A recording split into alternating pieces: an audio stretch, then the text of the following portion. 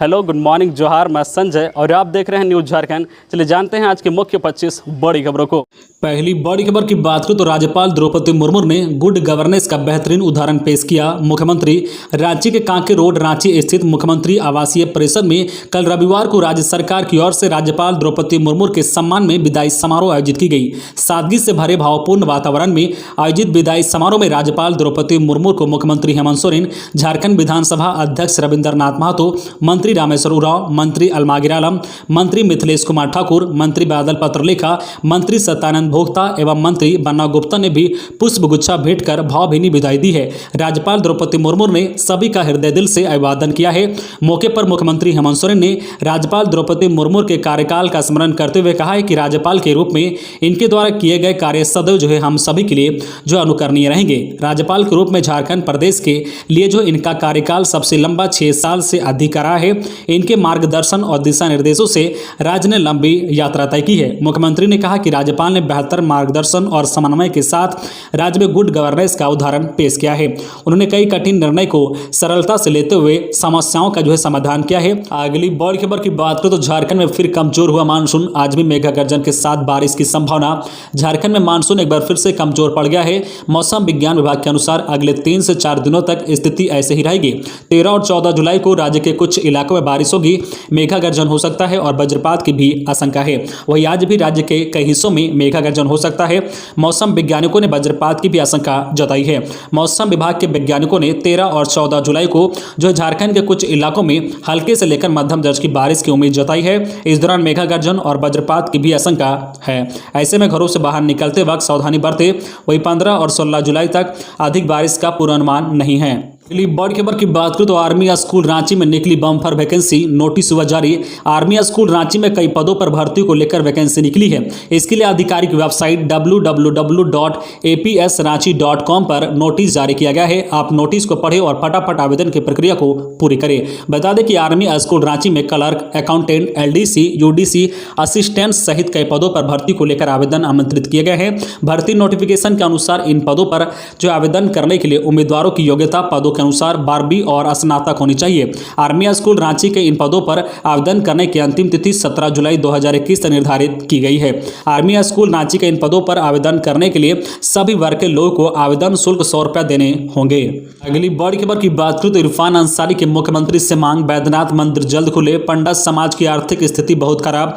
झारखंड प्रदेश Congress committee के कार्यकारी अध्यक्ष और जामताड़ा विधायक डॉक्टर इरफान अंसारी ने देवघर स्थित बाबा बैद्यनाथ धाम मंदिर का पाठ शीघ्र खोले जाने की मांग की है। उन्होंने मुख्यमंत्री हेमंत सोरेन से मांग की है कि सभी धार्मिक स्थलों को कोविड नियमों के अंतर्गत खोलने की इजाजत दी जाए। मंदिर बंद रहने से देवघर का पंडा समाज बुरी तरह से प्रभावित हो रहा है और यहां की आर्थिक स्थिति भी प्रभावित हो रही है। ज्ञात हो कि प्रदेश कांग्रेस कमेटी के कार्यकारी अध्यक्ष डॉक्टर इरफान अंसारी समय समय पर देवघर मंदिर जाते रहते हैं। उन्होंने कहा कि कोरोना की वजह से लगे लॉकडाउन के कारण श्रद्धालु नहीं आ पा रहे हैं और पूजा अर्चना नहीं हो पा रहा है, जो दुख की बात है। हमारा पंडा समाज इससे बुरी तरह से प्रभावित हुआ है। पूजा अर्चना के माध्यम से वह अपना भरण पोषण करते हैं। पंडा समाज की आर्थिक स्थिति सुधारने के लिए और समस्त भक्तों की आस्था को ध्यान में रखते हुए बाबा बैद्यनाथ धाम जल्द खुलना जरूरी है। खबरों में आगे बढ़ने से पहले आपसे रिक्वेस्ट है कि अगर आप चैनल को सब्सक्राइब नहीं किए हैं तो प्लीज चैनल को सब्सक्राइब करके बेल आइकन प्रेस कर दे, जिससे आपको झारखंड की हर छोटी बड़ी खबर का अपडेट आप तक पहुंचता रहे। चलिए बढ़ते हैं खबरों की ओर। अगली बड़ी खबर की बात करें तो इस बार विद्यार्थियों को पढ़ना होगा पूरा सिलेबस। जेक की ओर से 10वीं और 12वीं का रिजल्ट जारी नहीं होने के कारण इंटर का नामांकन लटक गया है। लेट नामांकन होने के कारण छात्रों को 10वीं की पढ़ाई और सिलेबस पूरा करने के लिए 6 से 7 महीने का ही समय मिलेगा। जेक जुलाई के अंतिम सप्ताह तक बोर्ड का रिजल्ट जारी कर सकता है। इसके बाद ही छात्र 11वीं में नामांकन ले सकते हैं, जबकि अन्य दिनों में जुलाई में 11वीं की कक्षाएं शुरू कर दी जाती थी। रिजल्ट लेट जारी होने के कारण छात्रों की एडमिशन प्रक्रिया अगस्त सितंबर तक चलेगी। इस 6 महीने में छात्रों को पूरा सिलेबस पढ़ना है, जबकि पिछले सत्र में ऑनलाइन पढ़ाई और स्कूल बंद होने के कारण पहली से लेकर 12वीं तक के छात्रों का सिलेबस 35 से 40% तक कम कर दिया गया था। अगली बड़ी खबर की बात करें तो दुमका के 6 मजदूरों के आश्रितों को मिलेंगे 4-4 लाख। झारखंड के 15 लोगों ने गंवाई थी जान। उत्तराखंड के चमोली में 23 अप्रैल को ग्लेशियर फटने से दुमका जिले के जरमुंडी और रामगढ़ प्रखंड के 6 मजदूरों की मौत हो गई थी। झारखंड सरकार ने इस हादसे में मरने वाले राज्य के सभी 15 मजदूरों के आश्रितों को 4-4 लाख रुपए देने की स्वीकृति दे दी है। ये सभी मजदूर सीमा सड़क संगठन की ओर से बन रही सड़क निर्माण में लगे थे। सरकार से राशि स्वीकृति के बाद जरमुंडी प्रखंड के चारों मजदूरों के स्वजनों को कृषि मंत्री बादल पत्रलेखा 2 से 3 दिन के अंदर चेक प्रदान करेंगे। अगली बड़ी खबर की बात करें तो क्या झारखंड में अगले महीने से खुलेंगे स्कूल और कोचिंग संस्थान, जाने हेमंत सोरेन। सरकार की तैयारी। पूरे देश में कोरोना की दूसरी लहर करीब करीब नियंत्रण हो चुकी है। इसे देखते हुए राज्य सरकारों ने स्कूल को खोलने की तैयारी शुरू कर दी है। बिहार, उत्तराखंड और महाराष्ट्र जैसे राज्यों ने स्कूल खोलने का निर्णय कर लिया है। दूसरे राज्यों से आ रही स्कूल खोलने की खबरों के बीच झारखंड के लोग भी चाहते हैं कि अब स्कूल कॉलेज भी खुले। स्कूल और कोचिंग संस्थानों को खोलने को लेकर लगातार मांग हो रही है। हालांकि इस मुद्दे पर अभी तक झारखंड सरकार ने कोई निर्णय नहीं लिया है। अब देखना होगा कि आने वाले दिनों में सरकार क्या निर्णय लेती है। कोरोना संक्रमण की चेन को तोड़ने के लिए 22 अप्रैल को झारखंड सरकार ने जो है स्वास्थ्य सुरक्षा सप्ताह की घोषणा की थी। इसके बाद दुकान, बाजार, स्कूल, कॉलेज, बस संचालन वगैरह वगैरह बंद कर दिया गया था। कोरोना के नियंत्रण होने के बाद हाट बाजार खोल दिए गए हैं। बसों का परिचालन हो रहा है। सिनेमा हॉल और जो है मॉल भी चालू हैं। पार्क भी खोल दिए गए हैं, लेकिन स्कूल में अब भी ताला लगा है। झारखंड सरकार ने 30 जून को अनलॉक 5 के लिए दिशा निर्देश जारी किया है। यह दिशा निर्देश अगले आदेश तक के लिए है। इसमें स्कूल को बंद रखने का आदेश था। जाहिर है कि फिलहाल झारखंड के स्कूल बंद ही रहेंगे। वैसे उम्मीद की जा रही है कि झारखंड में अगले महीने यानी अगस्त से स्कूल को खोलने पर विचार किया जा सकता है। तो आप भी अपने सुझाव दें कि अगस्त से जो स्कूलों को खोलना सही रहेगा या फिर नहीं। अगली बड़ी खबर की बात करें तो पेट्रोल डीजल मूल्य वृद्धि के खिलाफ कांग्रेस शुरू करेगी आंदोलन। पेट्रोल डीजल की कीमतों में लगातार हो रही वृद्धि के खिलाफ कांग्रेस ने देशव्यापी आंदोलन चलाने का निर्णय लिया है। इस सिलसिले में झारखंड में भी 10 दिवसीय अभियान की तैयारी को लेकर प्रदेश कांग्रेस अध्यक्ष सह राज्य के वित्त तथा खाद्य आपूर्ति मंत्री डॉक्टर रामेश्वर उरांव ने 12 जुलाई यानी आज रांची में पार्टी के प्रदेश पदाधिकारियों और वरिष्ठ नेताओं की एक महत्वपूर्ण बैठक बुलाई है। इस बैठक में मूल्य वृद्धि के खिलाफ पदयात्रा, साइकिल यात्रा, हस्ताक्षर और जो है स्लोगन अभियान समेत अन्य जो है कार्यक्रमों की रूपरेखा तय की जाएगी। अगली बड़ी खबर की बात करें तो झारखंड में 5 सालों में वज्रपात ने ली 166 लोग की जान। मुआवजे का इंतजार कर रहे हैं 26 लोग। कोल्हाल में 5 वर्षों में वज्रपात ने 166 लोग की जान ले ली है। आपदा प्रबंधन के आंकड़ों को देखें तो वज्रपात से सबसे ज्यादा 53 लोग की मौत 2016-17 में हुई है। हालांकि सरकार की ओर से वज्रपात से बचाव के उपाय भी किए जा रहे हैं। आपदा प्रबंधन की ओर से गांव व शहरों में लोगों को जागरूक किया जा रहा है, लेकिन ग्रामीण इलाकों में जागरूकता अभियान असरदार नहीं दिख रहा है। गांव में आज भी वज्रपात से मौत हो रही है। हालांकि यह सच है कि आंकड़े घट रहे हैं। वर्ष 2020-21 में जून में कोल्हाल में केवल 5 मौतें हुई है। कोरोना काल में 2 साल में 28 लोग की मौत हुई है। उनमें से 26 मृतकों के परिजनों को मुआवजा नहीं मिला है। उन्हें अब तक तत्कालीन मुआवजा 10,000 रुपया ही मिले हैं, जो अंतिम संस्कार के लिए मिलता है। मुआवजे के लिए कानूनी प्रक्रिया से होकर गुजरना पड़ता है। अंचल अधिकारी के सत्यापन के बाद अनुशंसा होती है। अधिकतर लोगों ने प्रक्रिया पूरी नहीं की है। अगली बड़ी खबर की बात करें तो कोरोना की तीसरी लहर में लंबे समय के लिए संक्रमित हो सकते हैं बच्चे, जाने क्या कहते हैं विशेषज्ञ। कोरोना की संभावित तीसरी लहर को देखते हुए डॉक्टरों के प्रशिक्षण का काम शुरू किया गया है। इसी कड़ी में रविवार को रिम्स में अंतर्राष्ट्रीय वेबिनार के माध्यम से डॉक्टरों, विभागीय अध्यक्ष, वरिष्ठ जो है प्रधानाध्यापकों व छात्र छात्राओं को तीसरी लहर को लेकर कई महत्वपूर्ण जानकारियां दी गई है। वेबिनार में यूके से जुड़े विशेषज्ञों ने बताया है कि वहां बच्चों के इलाज को लेकर जो प्रोटोकॉल है और भारत में जो प्रोटोकॉल है उसमें अधिक फर्क नहीं है, लेकिन इलाज को और बेहतर करने के लिए कुछ बदलाव करने की जरूरत है। यूके में कोरोना से पीड़ित बच्चों में 6 महीने तक संक्रमण के विभिन्न लक्षण देखे गए हैं। इसे लेकर भारत में भी इसकी तैयारी करने पर जोर दिया गया है। रिम्स के डॉक्टरों को बताया गया है कि यहां भी कोरोना की तीसरी लहर में इस तरह के जो है लॉन्ग कोविड के केस बच्चों में मिल सकते हैं। इसे लेकर अभी से उन्हें सतर्क रहने की जरूरत है। अगली बड़ी खबर की बात करें तो झारखंड के पलामू में 24 जुलाई तक परिवार स्वास्थ्य मेला, पखवाड़ा, नसबंदी व बंध्याकरण पर मिलेगी प्रोत्साहन राशि। विश्व जनसंख्या दिवस के अवसर पर कल रविवार को उपायुक्त सह जिला दंडाधिकारी शशि रंजन ने MMCH में परिवार स्वास्थ्य मेला पखवाड़ा का उद्घाटन किया है। 24 जुलाई तक चलने वाले परिवार स्वास्थ्य मेला पखवाड़ा में राज्य स्तरीय पदाधिकारियों के द्वारा क्षेत्र भ्रमण किया जाएगा और परिवार नियोजन के प्रति जागरूकता तथा जनसंख्या नियंत्रण के लिए नसबंदी एवं महिला बंध्याकरण को लेकर प्रोत्साहित किया जाएगा। पलामू के उपायुक्त ने कहा है कि हर साल 11 जुलाई को पूरे विश्व में जनसंख्या दिवस मनाया जाता है।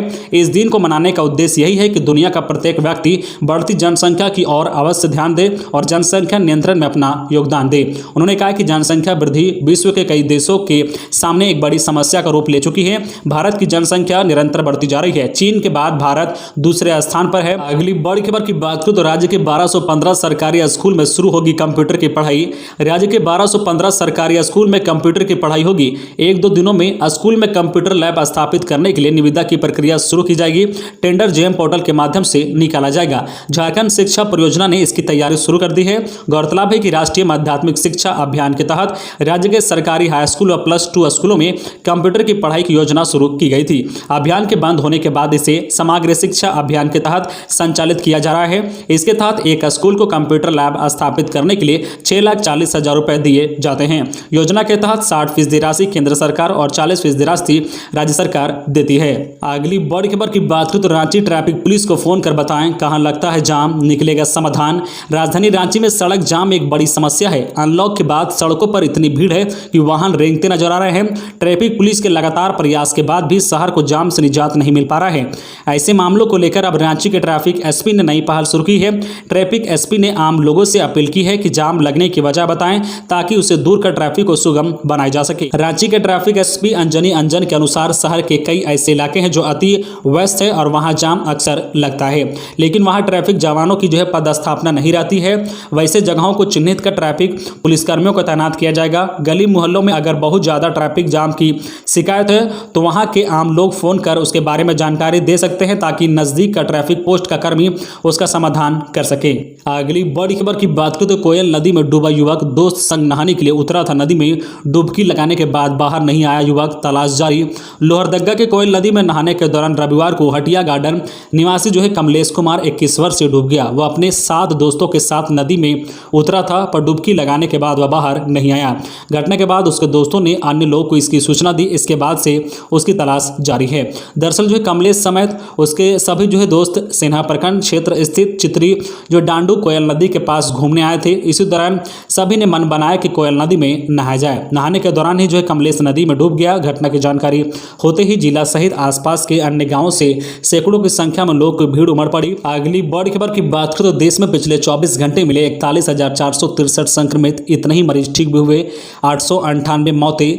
देश में पिछले 24 घंटे में कोरोना के 41,463 मामले सामने आए हैं। इस दौरान इतने ही यानी 41,463 मरीजों ने महामारी को मात दी है, जबकि 898 लोगों की मौत बीते दिन संक्रमण की वजह से हुई है। इस तरह एक्टिव केस यानी इलाज करा रहे मरीजों की संख्या में 908 की कमी आई है। रिकवरी की बात करें तो पिछले कई दिनों से कोरोना को मात देने वाले मरीजों की संख्या नए संक्रमितों से ज्यादा रही। अगली बड़ी खबर की बात करें तो झारखंड के 12,55,000 किसानों का नहीं बना है किसान क्रेडिट कार्ड। झारखंड के 12,55,755 किसानों का अब तक किसान क्रेडिट कार्ड नहीं बनने को मुख्यमंत्री हेमंत सोरेन ने गंभीरता से लिया है। इस संबंध में मुख्यमंत्री के सचिव द्वारा कृषि निर्देशक को आदेश दिया गया था कि वैसे सभी किसान जो प्रधानमंत्री किसान सम्मान निधि योजना के लाभुक हैं उन्हें किसान क्रेडिट कार्ड से आच्छादित करना है। मुख्यमंत्री का आदेश मिलते ही कृषि निर्देशक ने सभी जिला कृषि पदाधिकारियों को पत्र लिखकर 31 जुलाई 2021 तक सभी किसानों को किसान क्रेडिट कार्ड से आच्छादित करने का निर्देश दिया है। जानकारी हो कि झारखंड प्रदेश में कुल 25,56,930 किसान हैं, जिसमें से 13,01,075 किसान का ही किसान क्रेडिट कार्ड बना है। अगली बड़ी खबर की बात हो तो झारखंड अभिभावक संघ ने आंदोलन के तीसरे चरण का लिया निर्णय। झारखंड अभिभावक संघ की वर्चुअल बैठक रविवार को अध्यक्ष अजय राय की अध्यक्षता में हुई। इसमें कई राज्यों से अभिभावक संघ के सहित विभिन्न सामाजिक संगठनों के प्रतिनिधियों के साथ साथ सैकड़ों अभिभावक शामिल हुए। इस दौरान कई सुझाव आए हैं। साथ ही झारखंड अभिभावक संघ की ओर से चलाए गए 7 बार 7 गुहार आंदोलन की समीक्षा भी की गई। इस अवसर पर अजय राय ने बताया है कि अभिभावकों की ओर से आए सुझाव व चर्चा के बाद 7 मुद्दों को देखते हुए आंदोलन के तीसरे चरण की घोषणा की जाएगी। अगली बड़ी खबर की बात करें तो प्रोत्साहन राशि आउटसोर्सिंग कर्मियों को 1 माह का मानदेय। कोरोना काल में स्वास्थ्य विभाग के अंतर्गत विभिन्न कोविड अस्पतालों और कार्यालयों में कार्यरत आउटसोर्सिंग कर्मियों को भी प्रोत्साहन राशि के रूप में 1 माह का मानदेय दिया जाएगा। इस संबंध में स्वास्थ्य विभाग ने संकल्प जारी किया है। राज्य के 10,000 आउटसोर्सिंग कर्मियों को इसका लाभ मिलेगा। इस पर 16 करोड़ 25 लाख रुपया खर्च होंगे। अगली बड़ी खबर की बात करें तो ऑनलाइन पढ़ाने वाले शिक्षक हो जाएं सावधान, पेमेंट करने के नाम पर खाली हो सकता है अकाउंट। ऑनलाइन पढ़ाई कराने वाले शिक्षक सावधान हो जाएं, जरा सी चूक भारी पड़ सकती है। साइबर अपराधी फीस पेमेंट कराने के नाम पर पूरा अकाउंट खाली कर सकते हैं। साइबर अपराधियों ने क्राइम करने का बदला तरीका। धनबाद के कोचिंग संचालकों को फोन कर पहले अपने बच्चों का एडमिशन कराने की बात कहते हैं, उसके बाद कैश इंडिया फ्री के जरिए फीस के ऑनलाइन पेमेंट के लिए कोचिंग संचालक का गूगल पे, फोन पे या पेटीएम के जरिए लेते हैं। इसके बाद फीस भुगतान करने के नाम पर मात्र 5 रुपए अकाउंट से काटे जाने का मैसेज आता है। जैसे ही ओके का बटन दबा, सामने वाला का पूरा अकाउंट खाली। ऐसा ही मामला धनबाद के एक कोचिंग संचालक के पास से आया है। अगली बड़ी खबर की बात करें तो 15 लाख की गाड़ी हो या 20 लाख की, चोरों के लिए सबकी कीमत मात्र 5,000। बिहार झारखंड के वाहन चोरों की शराब माफियाओं से जो गठजोड़ है, अब तक शराब तस्करी में प्रयोग की जाने वाली जितनी भी गाड़ियां पकड़ी गई है उनमें से कई गाड़ियां चोरी की है। 15 लाख की स्कॉर्पियो हो या 10 लाख की हुंडई की वेन्यू कार, चोरों की नज़र में सबकी कीमत सिर्फ 5,000 रुपये है। चोर हजारीबाग क्षेत्र से वाहनों को उड़ाने के बाद 5,000 रुपये में ही इसका सौदा करते थे। जो चोरी की इन वाहनों का इस्तेमाल अवैध शराब की तस्करी के लिए किया जाता था। हाल के दिनों में वाहन चोरों के गिरोह के पुलिस गिरफ्त में आने के बाद यह जानकारी सामने आई है। तो ये थी आज की झारखंड की टॉप बड़ी खबरें। इसी तरह झारखंड की हर छोटी बड़ी खबर देखने के लिए आप हमारे चैनल न्यूज झारखंड चैनल को सब्सक्राइब करके बेल आइकन प्रेस कर दीजिए, जिससे आपको झारखंड की हर छोटी बड़ी खबर का अपडेट आप तक पहुंचता रहे। तो आज के लिए बस इतना ही, हमें दीजिए इजाजत, फिर मिलते हैं नेक्स्ट न्यूज में।